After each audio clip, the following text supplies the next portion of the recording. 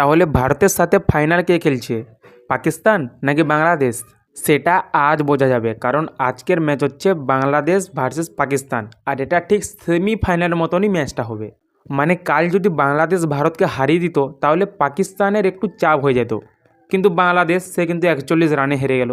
ভারত প্রথমে ব্যাট করে 168 রান করে, আর সেই রানের পেছন ধরে বাংলাদেশ 127 রানেই অল আউট হয়ে যায়।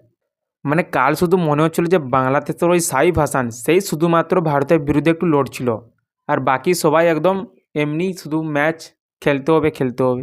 বাংলাদেশের প্রধান কোচ কি যেন বলছিল যে ভারতকে হারানো অসম্ভব কিছু নয়। তাহলে কি হলো? মানে বাংলাদেশ ভারতের ধারপাশেও যেতে পারছে না, আবার বড় বড় কথা। আর এখানে বাংলাদেশের পরম বন্ধু পাকিস্তানের বোলার শাহিন শাহ আফ্রিদি বাংলাদেশকে চিনতেই পারছে, মানে বাংলাদেশ কে, টাইগার কোন? আর সেই বাংলাদেশি কিনা তাদেরকে বলে এরাই আমাদের পরম বন্ধু। আমরা জানি যে শ্রীলঙ্কা 2টি ম্যাচ হারার পরে ভাই তারা একদম এই ফাইনাল থেকে তারা একদম বাদ হয়ে গেছে। আর ভারত কালকে বাংলাদেশকে হারিয়ে একদম ফাইনালে পৌঁছে গেছে। আর আজকে বাংলাদেশ আর পাকিস্তানের মধ্যে ভাই যে জিতবে সেই ভারতের সাথে ফাইনাল খেলবে।